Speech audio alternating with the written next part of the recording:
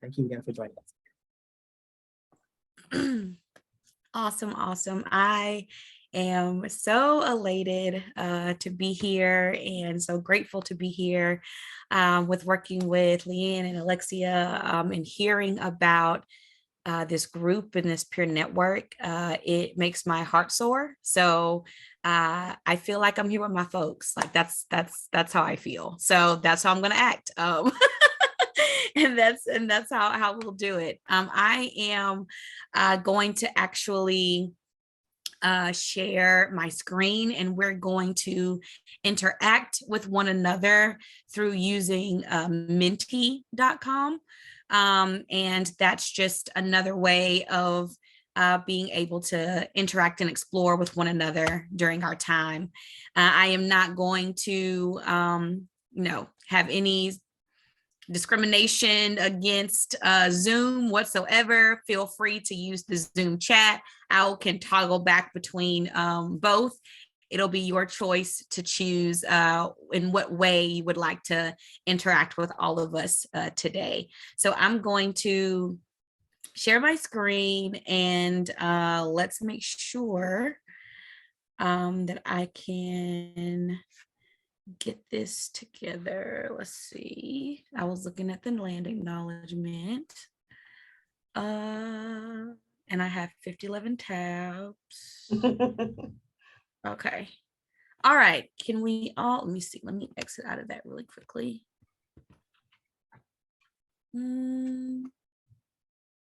Okay.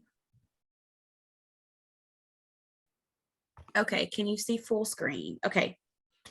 Okay, great. Okay, I saw some thumbs up. All right, so you can use your phone, or if you're on your phone, you can use your laptop and go to menti.com. And the code is going to be 1188-9568. It's at the very top of this screen. Menti.com. And go to the code 1188-9568. And once you're in, you should be able to see a heart button, a question mark, a thumbs up. You should see a picture that says, "Let's love our community." And once you're in there, you can press the heart. So I know that you're in, and I know that we're good to go. Yay! I see some hearts coming. Okay, awesome. And like I said, you are free to also use the Zoom chat for our time. I will also be toggling back and forth with that as well. So for our time today, I love, honestly, the intimacy that we're going to get to have because of the number of people that we have on here. I do not necessarily like to be a talking head. And so I love the fact that we're going to be able to engage. I want you to feel free to get off mute. If you want to, feel free to put comments in the chat, whatever you're feeling. There will be some prompts, but throughout the time, if you're feeling something, feel free to go ahead and contribute. I feel like when it comes to community-centered volunteerism and the topics that I discuss, this is not a one-person thing. This is a collective, and we're all working together to reimagine what service could be and what volunteerism needs to look like for our future. So I want us all to feel free to learn from one another and from each other. I am absolutely not going to lie. I'm a words of affirmation person. That is how I feel appreciated. So if you need to put a amen, that's right, whatever you want to, you can put that in the chat as well. I'm really looking forward to our time. So a little bit about me and about our background was going to come up. But one thing that I want us to do is just a opening to learn more about each other, for me to learn more about you. I would love to know, you can answer one or two of these questions or both. How do you like to be appreciated? How do you like to be appreciated? And or when do you actually appreciate yourself? I want you to try to answer one of those two questions. You can put it in Menti. It is anonymous, so you can feel free to put whatever you like, as long as it is, by our community standards. I feel like I know what our community standards are. So how do you like to be appreciated? When do you appreciate yourself? You can also put it in Zoom. And if you want to go off mute and say whatever you want to say, feel free to do that as well. That's open too. So someone came and said, I like to be appreciated and appreciate myself when I see and hear my actions have made a positive difference. That's awesome. Awesome. Awesome. I feel appreciated when my work makes a big difference in my work's ability to influence community, garner greater visibility for families we serve, feeling like I'm on purpose. I love that. I love making a big different words of affirmation. Yeah, that's me all the way. Words of affirmation. I got another words of affirmation person. Okay. So I'm clocking this in my brain. Awesome. Through consistency, showing up, actions, and verbal affirmations. I may not be as good at appreciating myself. That's real. That's real. I think, especially oftentimes in this work, when we tend to do a lot of giving of ourselves, sometimes we forget to take that pause and see what that means. I feel appreciated when I am heard. Oh, yes. I actually just had this conversation with my husband. I said, sometimes I don't even know if I need you to understand. I just need you to say, like, I hear you. And then like we can move forward from there. I like to be appreciated with words of affirmation and thoughtfulness through actions. I love that. So yeah, mine is definitely words of affirmation. I definitely feel appreciated when someone brings me hot chocolate. I am a hot chocolate fiend. I love hot chocolate. I love trying out different hot chocolates from different places. Someone says, I like to hear tangible examples of how my work has affected others positively. Yeah, similar words of affirmation. That's great. Awesome, awesome. And one more, words of affirmation. I appreciate myself when I accomplish my weekly goals. Great. Thank you all so much for sharing. Thank you for thinking through that with me. Yeah, if you just joined, you can join Menti. Go to menti.com and use the code 11889568 in order to join with us. Whatever you put up is anonymous. Also, we will be using the Zoom chat, and so feel free to connect there as well. With our time moving forward, let's make these quick declarations. Number one, the hearts. We have the hearts, the question mark, and the thumbs up that you'll see throughout some of the slides. Let's make the hearts so we can have just an understanding of where people are. Hearts will be, yes, I get it. I love this. It resonates. It makes sense. Love it. Okay. Let's have question mark be, this is something that I have not thought of before. I would love to explore it more. Let's explore this further. I want to explore this further. And the thumbs up is, ouch, hard truth. This needed to be said. I may even be doing this, or I have seen this be done.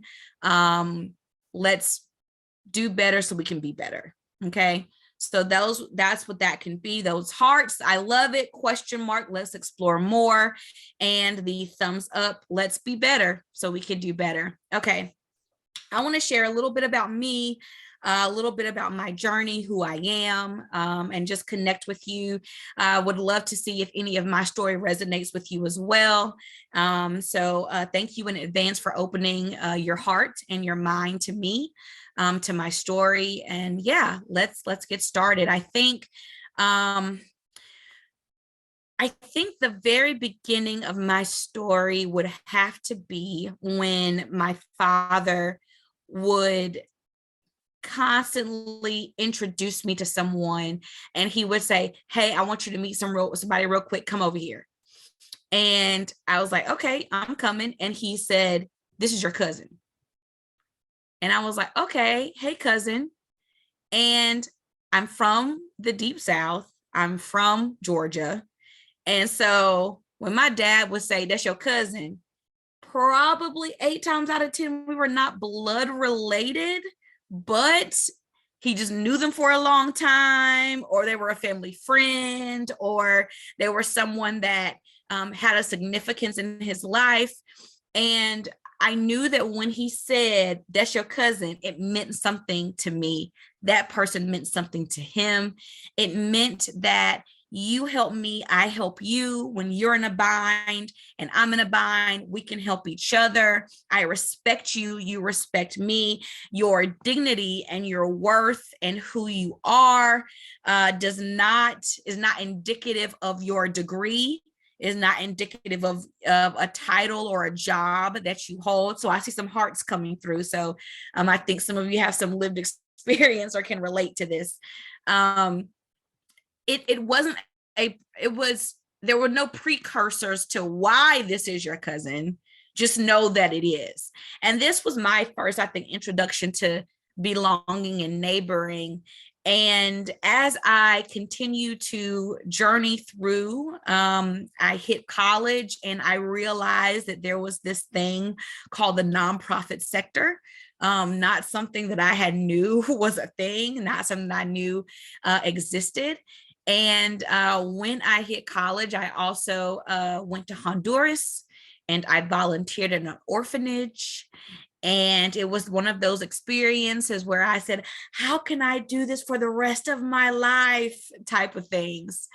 I don't know if any of you have had one of those experiences of like, "How can I be the change forever?" And so with that, I see some I see some heart. So with that, I journey into international studies, which then I remember picking up National Geographic books as a kid. Like that was my thing at the register. I would just flip through them and just escape to different places all over the world. And so then I moved to Atlanta for my graduate experience. I joined AmeriCorps. And for the first time in my life, service felt different. It felt different than what I grew up with. It felt different from that belonging and that neighboring and that community that my dad and my mother shared and created and cultivated in our neighborhood. And I start to see what the commodification of service looked like. And so then with that, most of my career was in volunteer management, working in humanitarian aid, sending medical supplies overseas. I worked a large stint in refugee resettlement, in volunteer management spaces. And more and more and more, there were these scenarios where the folks that we were serving looked like me, but the volunteers didn't. And because the volunteers didn't, and most of the volunteers were white, there was a lot of paternalism. There was a lot of pity that was invoked. There was a lot of instances where there are refugees that we were serving, and the refugees we were serving, and even individuals, from Black and brown communities were seen as the ones that didn't have the solutions to their problems. And so I need to come in as volunteers and save the day. And so I got to a point where I started seeing it over and over and over again. And not only did I have that aha moment, but I also went back to when I went to Honduras.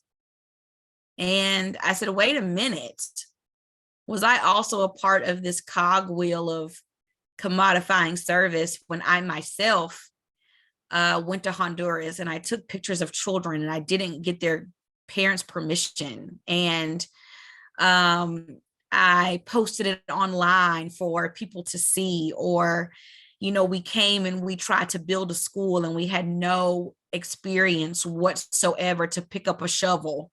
Okay. Like none, where we could have just paid local talent and resources to be able to do that instead of us, right? So it could be done right and they wouldn't have to do it over again. How have I also been complicit in supremacy, right? And internalized oppression towards my own people, towards people who look like me, in this area. And so I had this moment and I didn't want to be a part of that anymore, in terms of not interrogating my own heart, not interrogating my own mind, not interrogating my own experiences. And I didn't want to be a part specifically of perpetuating saviorism in these spaces and coddling volunteers, coddling corporate groups, and trying to finagle and, yeah, we can try to do this and we can maybe do that and let's figure it out, when it was completely apart, completely disconnected from our impact and disconnected from what, community needed.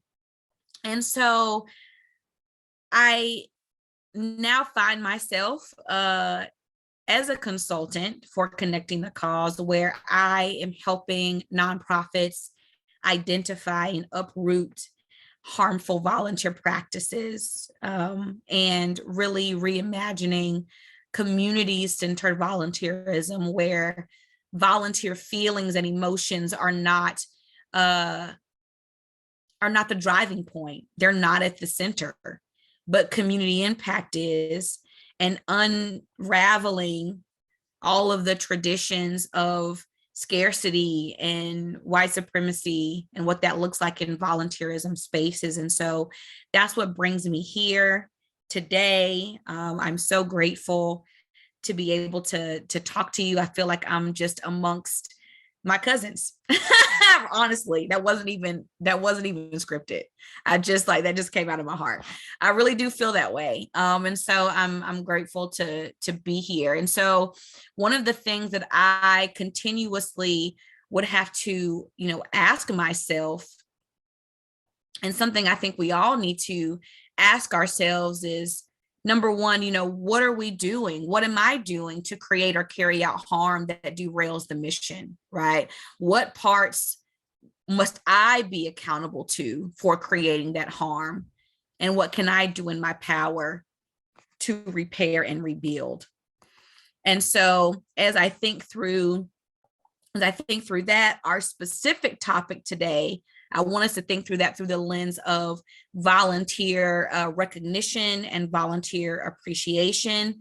We have to understand a couple of things, as we move forward. But one thing I want to ask you is, should we formally and informally even recognize and appreciate volunteers? Like, is that something we need to do? And I want to just get your opinion on what you think. Is that something that we need to be intentional about? Is that something that we need to have some type of strategy around? Is it something that we need to actually think about and not fly off the seat of our pants? Or is it even needed? Is it too much fuss? Is it too much trouble? What do you think? And I am A-okay, by the way, with long pauses of reflection. I'm okay with silence. I'm completely fine with that. Think as long as you need to, as long as time permits. Don't worry about that.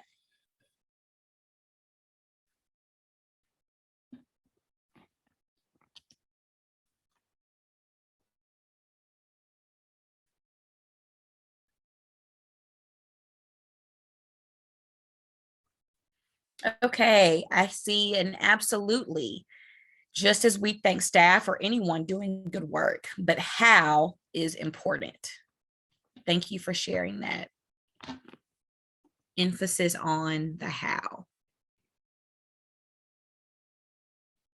Absolutely. This is how we bring the personal touch and relationship to life. I love that. Personal touch and relationship to life.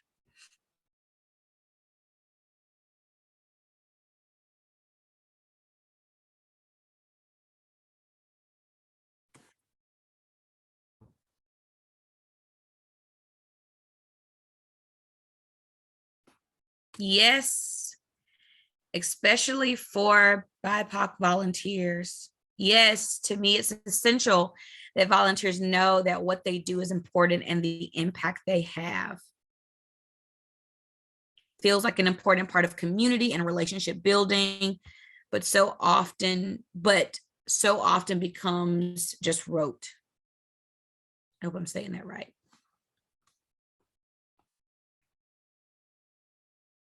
Great. Awesome. When it comes to volunteers and formally recognizing them, I want to ask you another question on top of this. What do you think warrants appreciation? What actually warrants appreciation? I want you to think about that a little bit. Hazel says it adds value and gives and shows appreciation. Awesome. What warrants appreciation? I think that's something I think that I have thought about, that I have sort of kind of reflected on. Attempt and meaningful impact, longevity. Okay.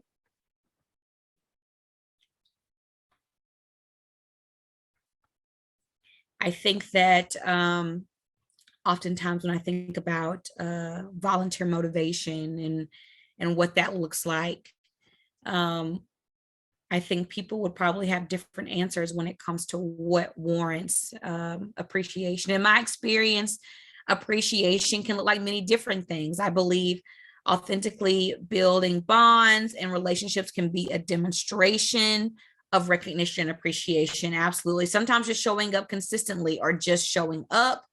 Attempt, meaning volunteers don't always get it right, but they still show up. It means a lot. Awesome. Awesome.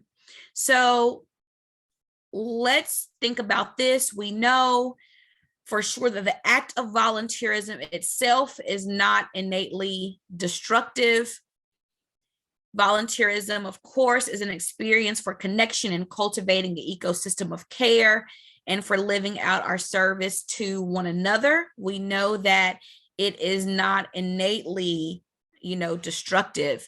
But what does that mean on the flip side? It is the act of volunteerism that, when used for a tool for white saviorism, pity, othering, self-interest, it creates psychological, mental, spiritual, and physical harm to those on the receiving end of the service.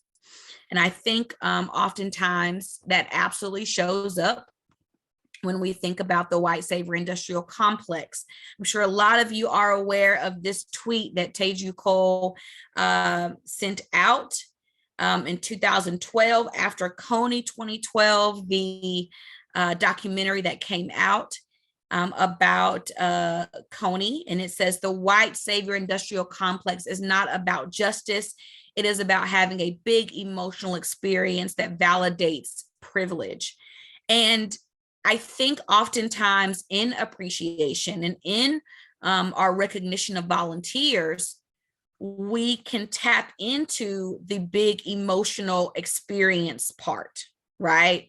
We want them to have this emotional connection, of course, with not only the work, but we want them to have an emotional connection with what they're doing for the hopes of them to come back and for the hopes of them to want to engage with us more. But what can be the issue with this?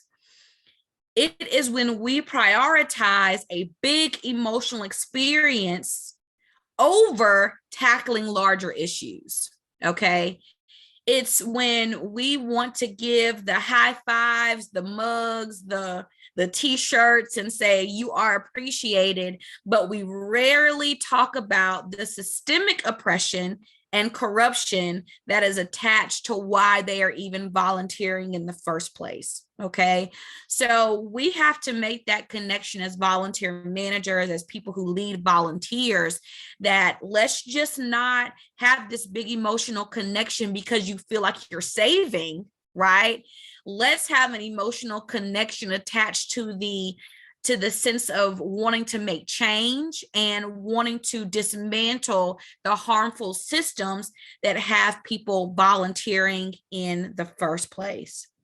And so when we think about the white savior industrial complex, we see it all over, of course, in nonprofit ads, fundraising campaigns, volunteer brochures, and we specifically think about what this looks like in the literal sense of our language, right?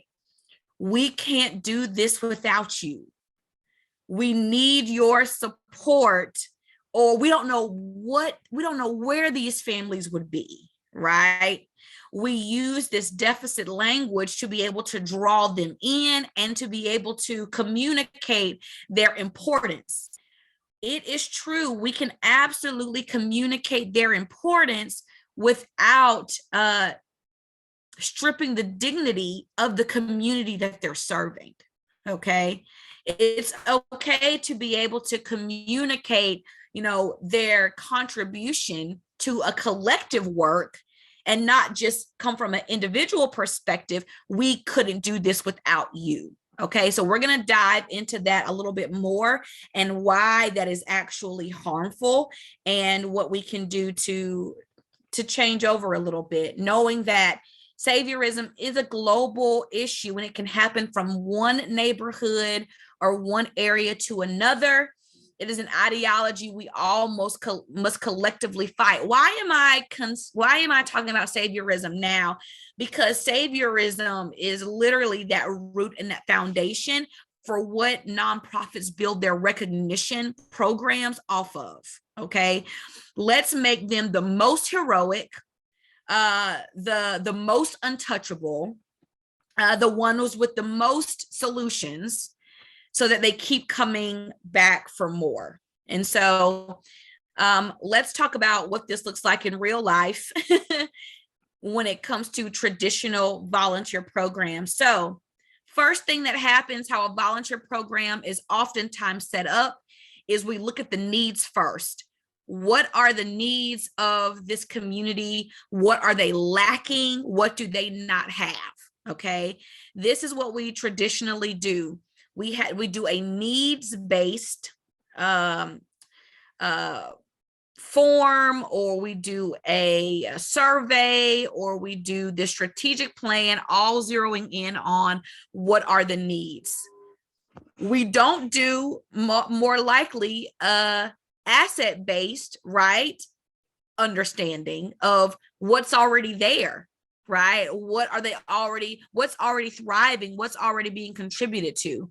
And so we do needs-based first. So then we go from needs-based to volunteer metrics. How many volunteers do we need in order to meet that need? How many volunteer opportunities do we need? And what do these volunteer opportunities look like to be able to connect to this needs-based work? So then once we get down the volunteer metrics of what we're recording, what we're reporting out on, and oftentimes, let me say, absolutely, this comes from a larger harm in the philanthropic space, where oftentimes you need to report on volunteer metrics to get certain grants. So trust me, I know that, I understand that, and we have a problem as a larger sector where even volunteer managers and volunteer programs are pushed to have to report certain volunteer outputs.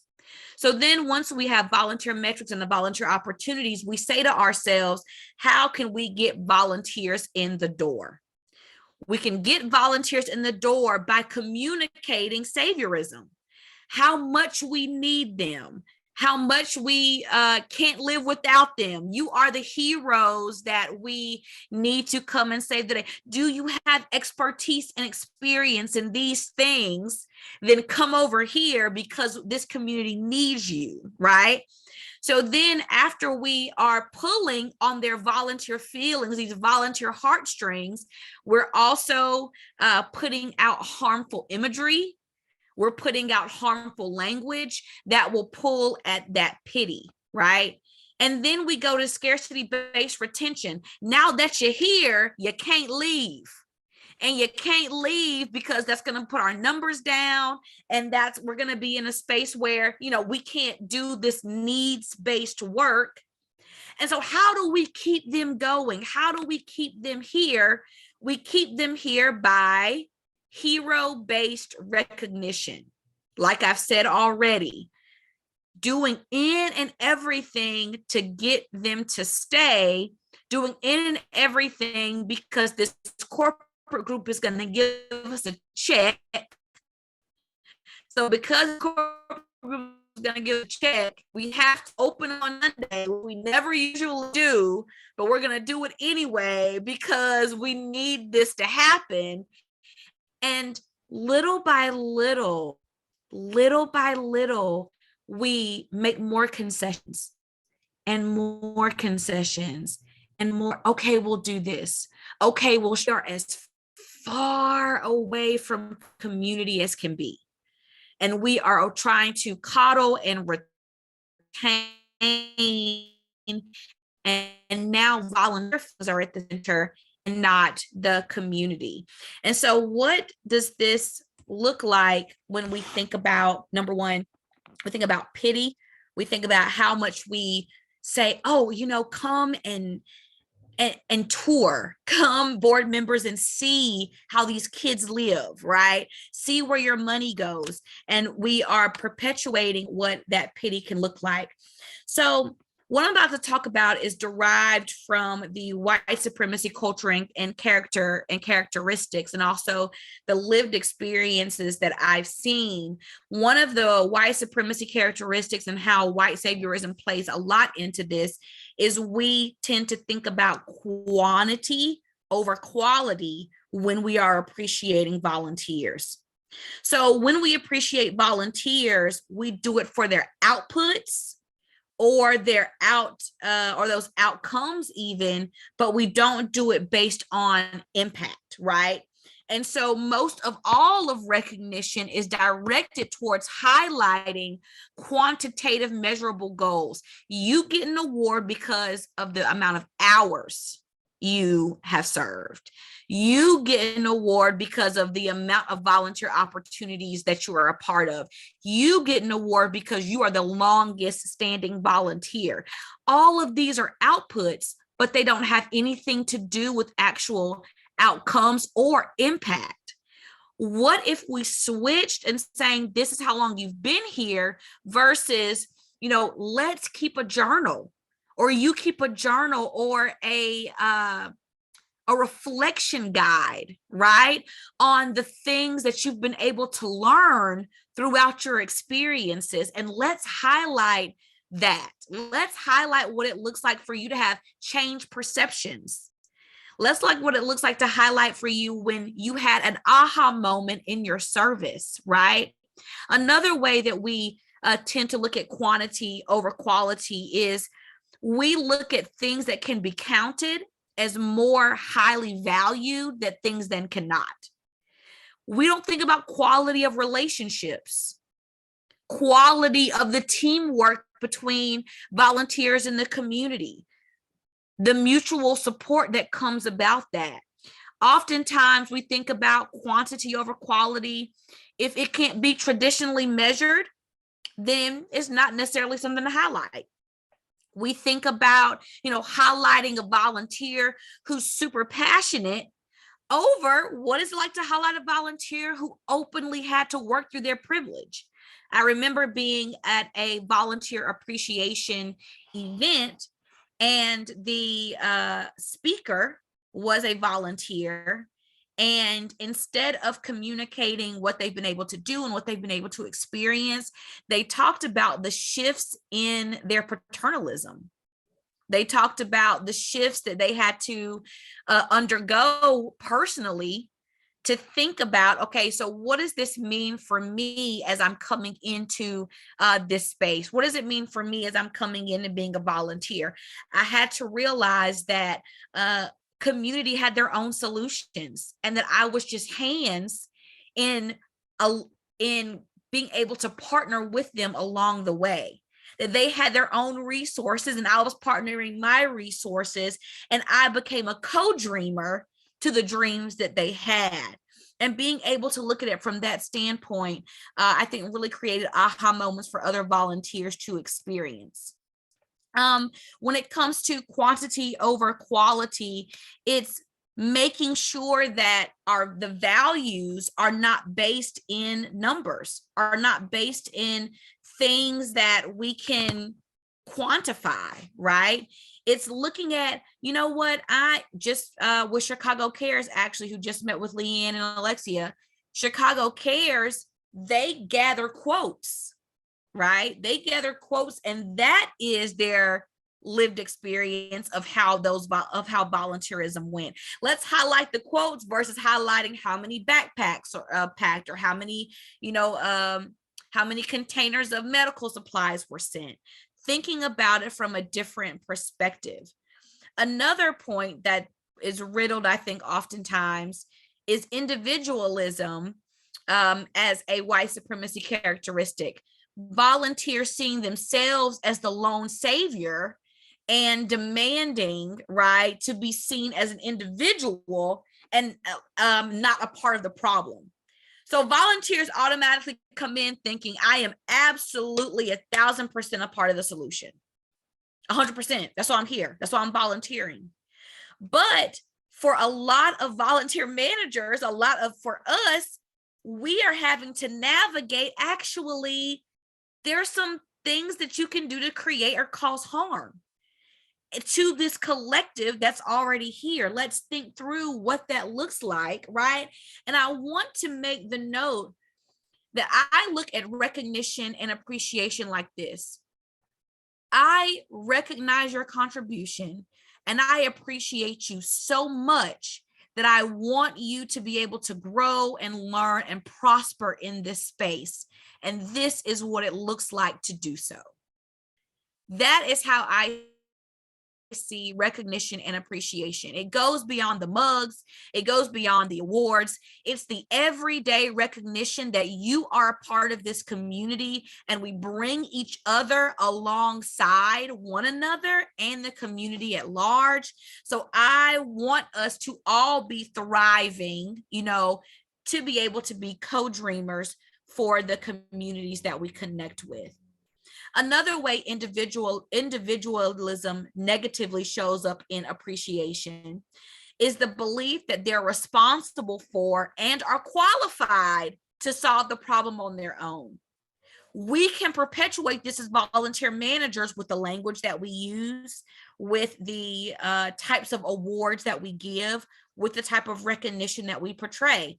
You have the answer. You have the solution. That's why you're here. Oftentimes there's a desire for individual recognition and credit. We have this one lone volunteer of the year, and this is why they are volunteer of the year. How about we do different collective teams, right?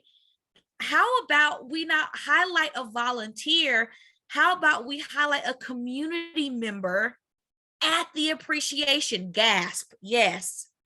We highlight a community leader. And so we can pull community into a volunteer appreciation. So it's not a separate entity. We are consistently putting out the narrative that volunteer and community are separate, when actually, no, all of our liberation is bound up together, right? So what does it look like to celebrate as a collective? And the only time community and volunteer get together should not be only when one is being given to and one is being the giver. Let's have some different events and communal spaces where nobody's giving to anybody formally, but we're just coming together and building those relationships. We're just coming together and creating trust and building camaraderie that's not based in service. We have to realize that, once again, we are facilitators, right, of relationship. And we are also facilitators of what trust could look like and what trust could be. I think also, when we think about the ways in which we traditionally give to people, we can value competition more highly than collaboration. When we give certain types of awards, there was a organization that I worked with, and they would pack food, and they would have this running competition of, there's like two teams of whoever could pack the food the fastest, and they would give an award for whoever packed the food the fastest at the end. I go in, I'm observing this, and they give the award to, one of the teams. I'm looking at how they packaged the food. No dignity, no respect, no regard, right? It's the competition. And that's what can play out in these spaces. And sometimes we can perpetuate this competition. How many boxes can we pack today, guys? What team's going to do the most, right? Versus, I want you to take your time because you would want someone to take time on your family, right? I want you to be in a space where we can connect. That is recognition. That is giving the onus to volunteers and saying, I believe that you care about the families that we're serving today. And so I want to at the end, I want to recognize you for the care and concern that you were able to give as a result of your time today. I want to recognize you for seeing families as they should be seen. I want to recognize you for not stripping away their dignity and their respect by being able to do it in the way that you would want it done to your family. This is what recognition can look like. Oftentimes it's the belief and the determination that there's one right way of doing things, right? Oftentimes volunteers can come in and they can have their suggestions and they can have their thoughts of the right way and the wrong way to do. And I want us to start in volunteer management spaces to create this communal understanding that, yes, you can absolutely bring your ideas. Yes, you can absolutely bring your thoughts. Everyone's bringing their ideas and their thoughts, but let's make sure that we're not romanticizing the volunteers themselves. Oh my God, please come with your ideas because we're going to implement them, right? Or please come with your ideas because they're the best, right? I want us to create that communal understanding of, yes, let's see what the community has to say about it, right? Let's bring it to, what other volunteers have to say. Let's make sure that we're not automatically giving them the benefit of the doubt, because oftentimes that's how they can walk in. And so when we're moving towards what recognition and appreciation can be, I know some of you have seen this quote. It is my favorite quote. If you've come to help me, you're wasting your time. But if you have come because your liberation is bound up with mine, then let's work together. What recognition and appreciation can do from a traditional standpoint is completely do the opposite of what this quote is saying, okay? What we can do is we can place volunteers on a high pedestal due to their work. And we say, if you have come to help me, then you are not wasting your time because my liberation is bound up with you. That's what we're saying. to the communities. That's what we're saying to our volunteers, right? We're saying, volunteers, the liberation of the community is bound up with you. And so that means that you have to come in and save the day, and we have to keep you here. And we're going to make sure that you are taken care of. And yes, Leanne, yes, donors too, different topic, different day. Absolutely. This can apply to donors as well. This can apply to certain board members. I mean, the list can go on and on and on, right? And so when we think about this application, we have to think about community-centered recognition. And so how do we start to turn this around? I've given a couple of examples, but we're going to round out with some actionable steps. Volunteers need to own up to the motives that drive their thinking to serve. So it's not this personal catharsis. So let me give you an example of this. If a volunteer comes in and they're expecting A, B, C, D, and E, and they got F, G, and H, they're going to leave thinking that was a bad volunteer experience because their expectations weren't met. And so then what have they done? They've centered their feelings. And oftentimes volunteer managers, we can perpetuate that in saying, did y'all have a good time? Instead, I want you to start asking, do you feel like the intended impact was made? Do you feel like the intended impact was made? That takes that off of the volunteer, it places it on the mission, places it on the impact, right? They have to consider the structural underpinnings and historical legacies that make them volunteer in the first place. I want you to recognize why you're even here. Are we sharing with them why they are even there in the first place? And so there is scientifically, folks have come together and have said, these are 4 different buckets of how people like to be recognized. Okay. 4 different buckets on how people like to be recognized: autonomy, mastery, purpose, and relatedness. Okay. Autonomy, mastery, purpose, and relatedness. So what does this mean? People like to be recognized and appreciated under the guise of being self-directed, right? They like the feeling of mastery, making progress, challenging, matched with their abilities. They like to be recognized and appreciated around related goals, looking beyond self-interest and pursuing own terms. And then relatedness. They like to be appreciated by connecting with others and using the technology of time. We'll talk about all of these and what these mean specifically. And so autonomy, mastery, purpose, and relatedness. So what does it look like to recognize someone based on mastery? It looks like, what can I do to ensure that they feel supported and that they have the tools to be able to do well in their role? That absolutely can be a form of recognition. Allow volunteers to create new processes, right? Allow volunteers to, hey, here's a book that we have that's specifically on the systemic underpinnings of food deserts.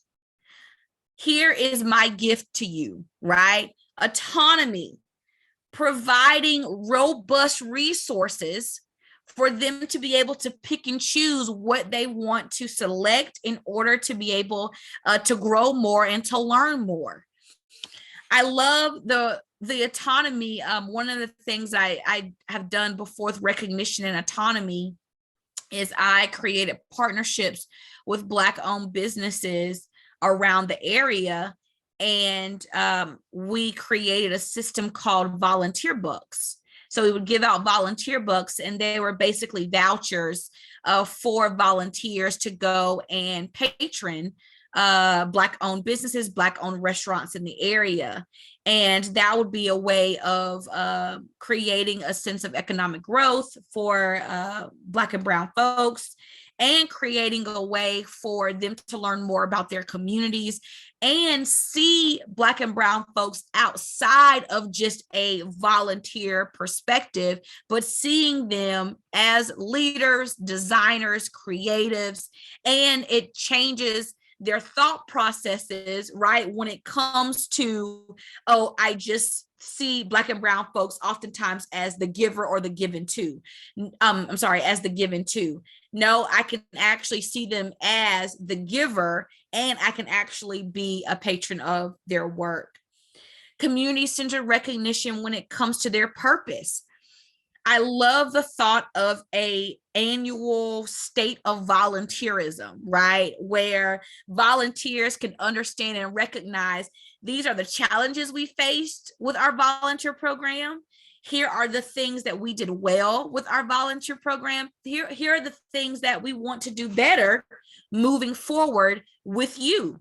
I remember giving somewhat of a state of volunteerism where I talked a little bit about individualism and how individualism can harm overall support for the communities that we're connected to and that we're partnering with, and their specific responsibility on how we can do more collective work together.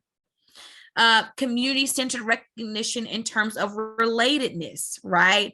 What does it look like to help communities and volunteers, like I said earlier, come in spaces together where nothing is being served or no one is being given to in that traditional sense of volunteerism, but there is a communal picnic where everybody comes together and learn and give, right? Where there are town hall sessions where everyone is learning about a specific topic. This is also recognition. Educating volunteers is a form of recognition, right? Being aware of what do you need to do to be better, right? I want to help with that process moving forward. I love the fact of being able to have volunteers even give donations to a specific cause within the volunteer program. I'll never forget, there was this one guy, and he saw that we had just terrible, we were using tape, and the tape was like really bad condition. It was terrible tape. We were using to tape up boxes. And he decided that he wanted to donate tape dispensers.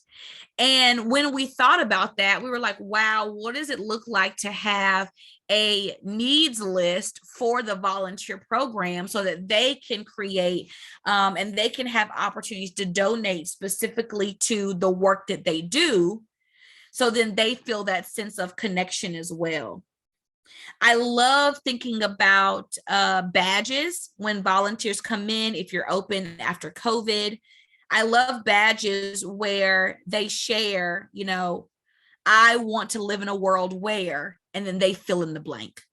I love like a badge that is a spark of an icebreaker or is a spark that creates community, because let's go all the way back. When we think about recognition and appreciation, it's all rooted in there is not a us versus them, but what does it look like to take on collaboration so that we can be co-dreamers?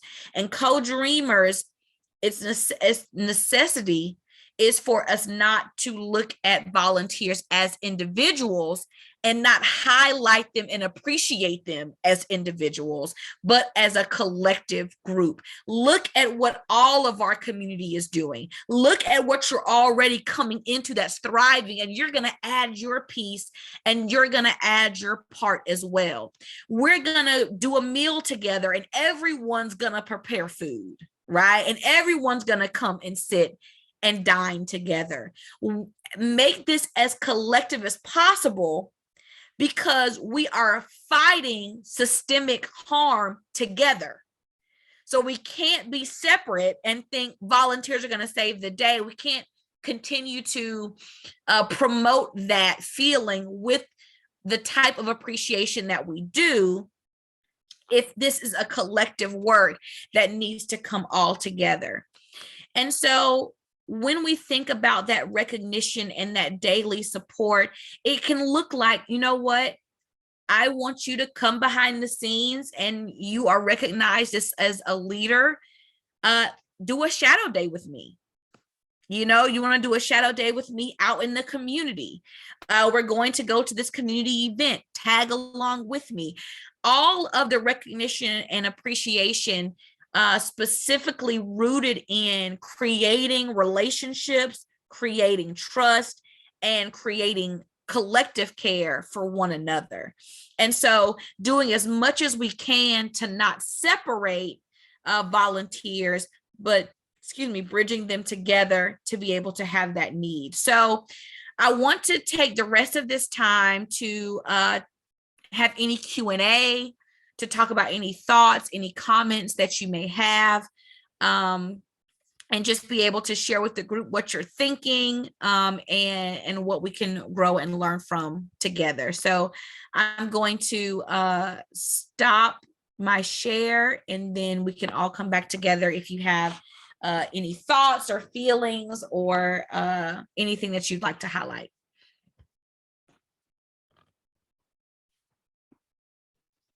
Hello, this is Amir. Thank you so much for your presentation. Can you guys hear me? We have horrible internet here. Yeah, I can hear you. Thank you. So I'm the development director at East African Community Services, and I was over here basically just thinking about all the stuff that you were saying and giggling quite a bit, laughing in some ways. I'm not going to name one of our volunteers. I wanted to share something with you in terms of the pragmatic reaction to being a development director in a Black-led and serving immigrant nonprofit organization.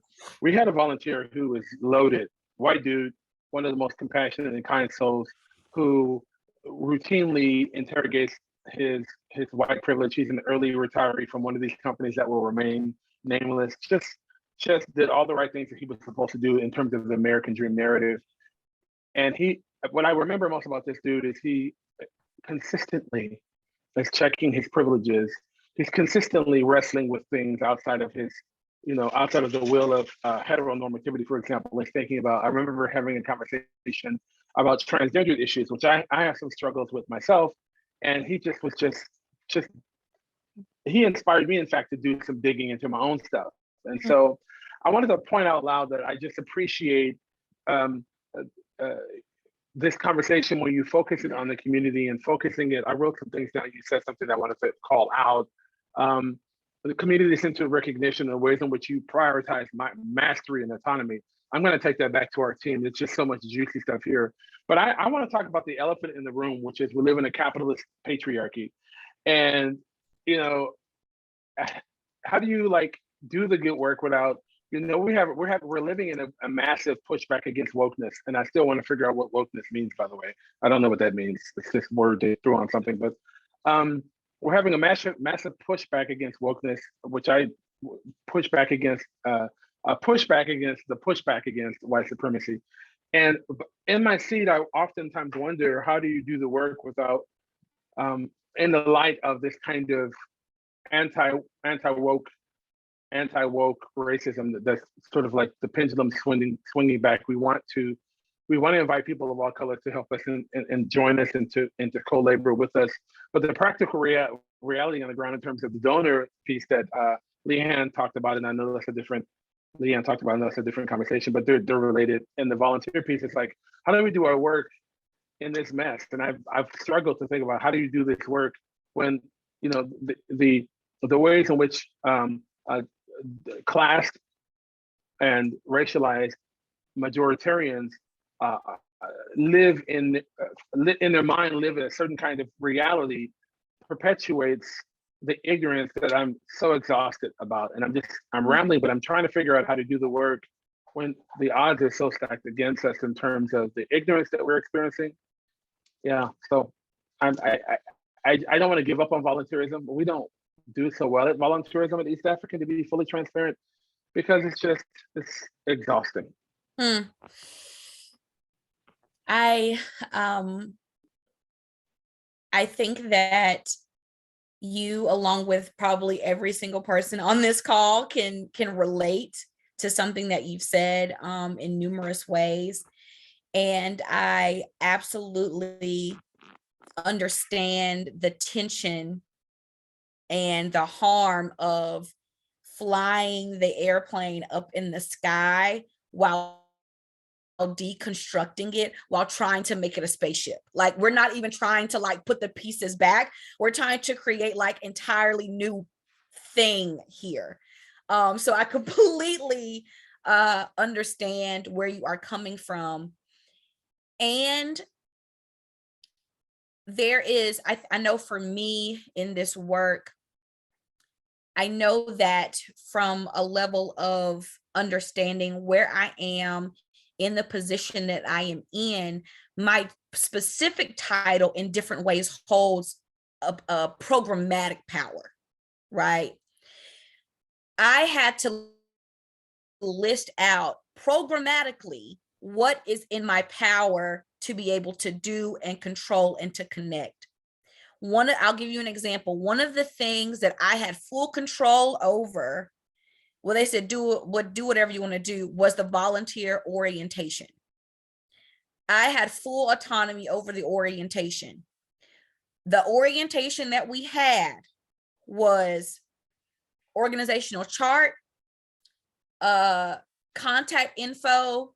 This is what you're going to be doing today, and this is the exit, and here where the bathrooms are. Like, that was like the totality of the volunteer orientation, knowing that I had a particular responsibility to the community to be able to connect with volunteers and ask them, why are you even here in the first place?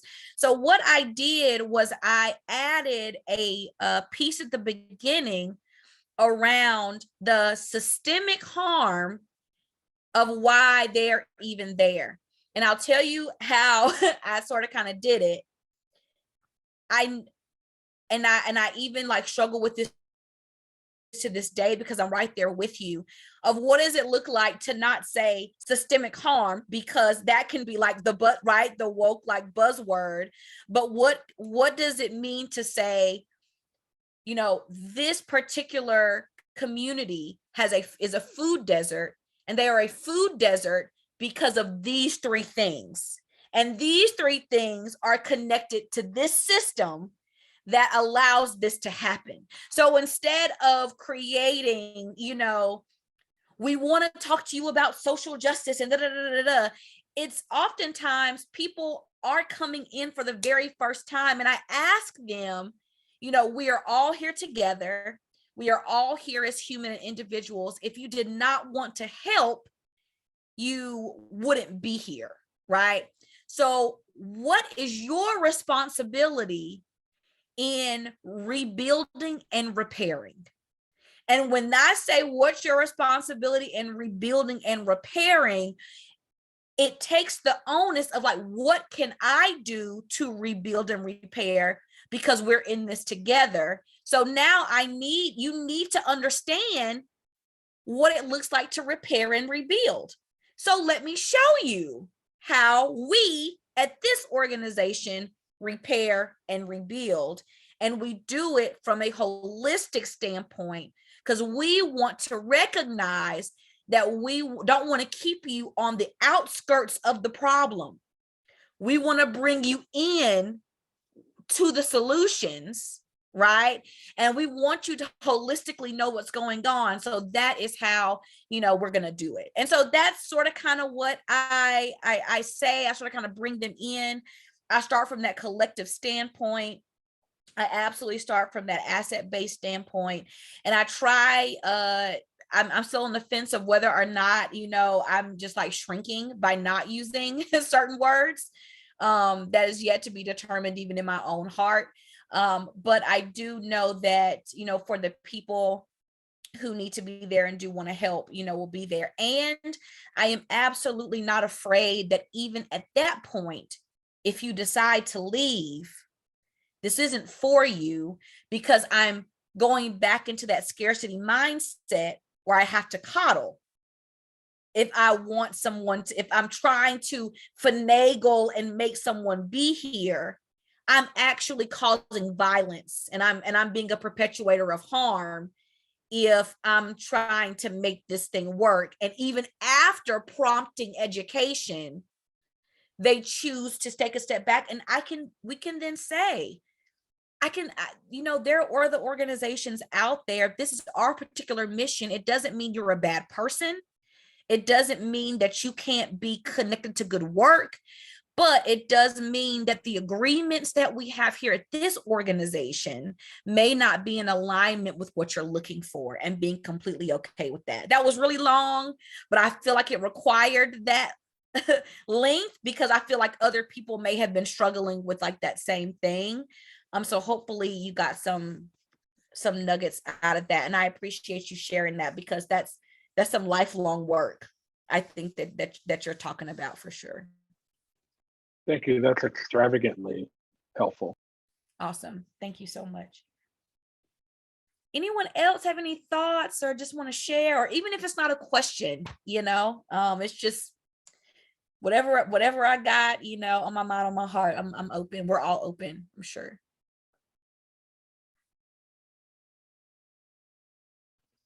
I don't want to take too much time, so I want to just pause here and make sure that there's nobody else that wants to talk, because Amir talks a whole lot, actually. And anybody else? I think I could jump in really quick, if that's okay. Thanks for doing that, Lauren. That was nice. I am just really thankful to you for taking the time to chat with us and really put language to a lot of the things that I was feeling inside, that I wasn't really, that I didn't really know how to, that were thoughts and that were feelings, but I didn't have the semantics that you have to sort of put them together. That's really important to me. I'm kind of a verbal person, so that really, I feel like I am, and I think you touched on a lot of things that I am feeling in the volunteer engagement space. I feel like I feel like a lot of us who are managing volunteers or engaging with volunteers, I should say, we're prioritizing. We are the face for a lot of different people and a lot of different priorities that they have. And we are sort of the face of the of the board to our peers, and the face of our peers to our volunteers, and the face of our volunteers to others. And so we are constantly juggling those different, not even hats, but masks. And I feel like I have moments in this work where like I feel like I'm getting it from all sides. Like I don't know if the volunteers, like I'm feeling pressure to up those numbers, you know what I mean? And to get those numbers right for the grant reports. And I'm feeling pressure to make sure that volunteers are having a good time no matter what in that regard. And thanks Alexia for doing that. And I feel pressure from my higher ups to monetize volunteer service and then go back to volunteers and see if they'll donate any money to us. And I've never felt comfortable doing that. That's always been difficult for me. I feel like I am working with a lot of volunteers who want to be saviors. And I feel like I'm working with a lot of higher ups who want volunteers to be free labor. And a lot of people who see volunteerism as a way to not have to pay somebody to do this work. And I've seen a lot of people come in and say, can you get me a volunteer to do security detail for our event? Can you get a volunteer accountant? I'm like, no, you need to pay somebody. Because I know you have it, the money, I mean, but and so, yeah, a lot of things are swirling around about that, but I just wanted to say thank you for shedding light on a lot of those issues, because they're things that I bounce back and forth between several times a day about what exactly is my role here and what am I doing and whose bidding am I doing? Yeah, that's so good. And it doesn't help oftentimes where the volunteer program is even the org chart, right? Like even where it stands from an organizational perspective, oftentimes it's either the feel good thing, so we don't put resources into it, or it's the free thing, so we don't put resources into it. I mean, it's literally can be, you know, either or. And so I am there with you. I constantly was tired of trying to convince that it was necessary and or worth it, and or, you know, having to toggle between, you know, those different, I love you said not hats but masks. I think that we oftentimes, oh, we're talking to board members, let us put on this hat. We're talking to volunteers, let us put on this hat, you know, and having to navigate that is very difficult. And it's a life, I think it's a lifelong thing in terms of being just a Black or brown person existing, right? Even in this world, that your state of where you work is a microcosm of what's happening systemically on a larger scale. And even needing to have to leave your 9 to 5 to go out and navigate that again. You're not just navigating it there, you're navigating it 24/8, you know? So to have to live that experience, even in a place of helping, I think of, and I see you, Janessa, and I'm going to absolutely get to you for sure. I want us to look at like burnout versus moral injury, and really think about what that could be. Oftentimes we think of like burnout, you know, oh, I'm tired, I'm over it, when oftentimes it's moral injury. I keep butting up against things that are not in alignment with my values. So that is what's making me feel discontinued, distressed. And so needing to really navigate, once you get to that point where it's the moral injury piece over and over again, you have to make a personal decision, right? Of, okay, what does this mean for me? Because in serving community, we are the community, we are them. So we can't perpetuate moral injury and or burnout because we're not creating space for us to thrive. We are letting supremacy do a job on us and deal with us in a different way. And so I definitely had to make that concession. Sometimes I said, no, I'm not going to do it.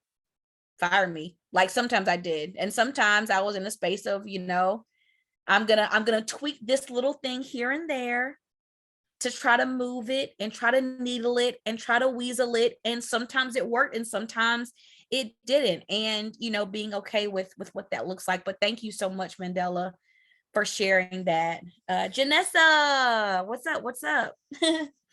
I'm gonna keep this short because I hear my baby did wake up from his nap. And I have lost a little bit of my train of thought, but I just wanted to thank you again, and a lot of what you brought up, and second what you have said before. I don't know how to pronounce your name, Mandela. That's correct. What he was saying before matched how I've been feeling, and about a year, 2 years ago, I worked in a large organization where a lot of my work was strengthening our volunteer program. And I got to do a lot of the work of what you're talking about with trying to get us away from the white savior complex and trying to get that community instead of, you know, the way that we were programming before. And now I'm at a lot smaller organization. And I've been living in the place of just functioning for need. Like we need food, we need to, feed our clients. And I have been getting lost in that. And then also wearing those different hats. I know I have my grant reports. How many volunteers have I been bringing in? What is that translating into money? You know, and that having to report that every, 3 months. And then turning around, and then the board is like, what are you doing? Yep. And the volunteers are like, this is a lot of expectation that you're requiring of me. I don't want to do this anymore. And I'm like, so I've been so stuck in that space that having this conversation was really like refreshing a little bit, just because I have been stuck, like literally in tunnel vision on these on the needs, focusing on the needs and not on anything else. And I don't like that savior complex. And that is what I'm dealing with church groups specifically, because it's not even just white savior, it's white Jesus savior complex. And it's a battle every day. So I thank you. And I wrote down a lot of points that I can bring back to my boss and be like, this is what I'm getting, this is what I'm gathering. How can we move away from this need complex and this white savior complex but still being able to fulfill the needs that we need done. So yeah. Thank Yeah, you. Janessa, thank you so much for sharing that.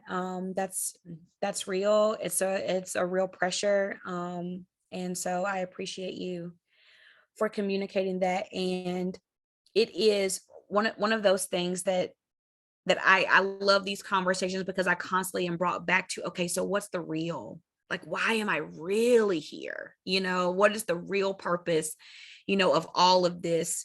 And getting so in that tunnel vision can, once again, it's supremacy doing a doozy on us. If I can keep you distracted, right, from like the real reason you're here, then you could get so dug down in that you won't look, from the outside perspective. Take the pressure off in knowing that these systems were not created overnight. And so these things will not happen overnight, but it is your specific work in saying, you know what, I want to have an anti-racism policy for our volunteers. It is Mandela's specific work of, you know what, I want to teach our volunteers community-centric volunteerism and what white saviorism is. It's these pieces of that collective work.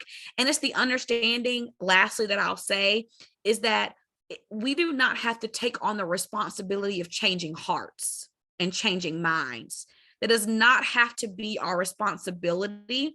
What I like to say is my responsibility at the end of the day, since I work here, since I have been placed with this task, you can do what you do out there, but what you're not going to do is do this here or do this to me, right? Being able to stand up, for ourselves in those spaces. And so we can facilitate a possible, perhaps, heart change, right? We can put some things together to say, you know what, I want to educate you on, some of these systems, or educate you on what this looks like. Hey, baby. Hi. Oh my gosh. So cute.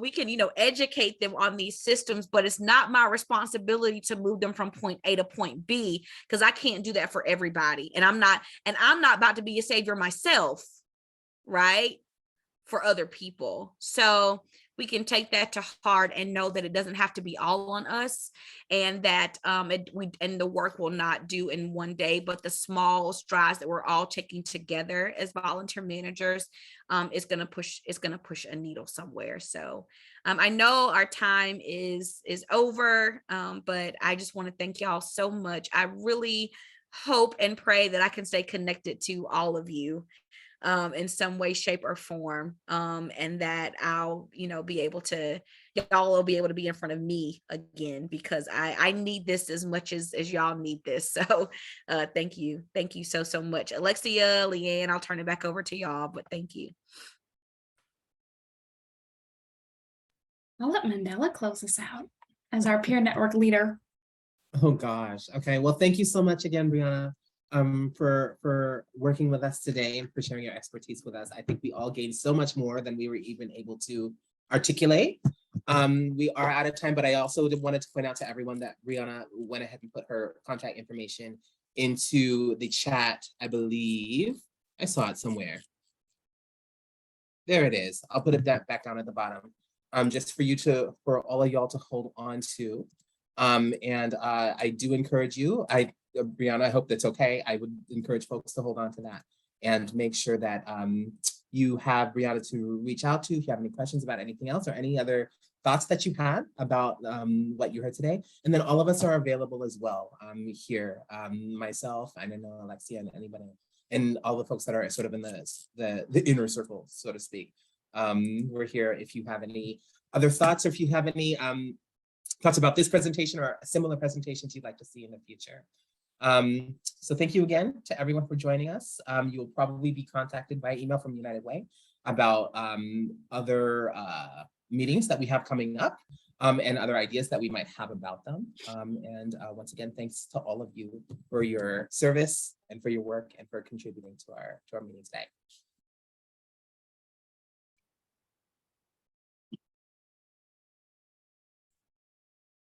Thanks a bunch, everybody. Our next meeting's the 11th of November. No, the 10th of November. Oh, thank you. Yeah. Save the date. Thursday. Take care. Thanks, everyone. Bye, baby Janessa.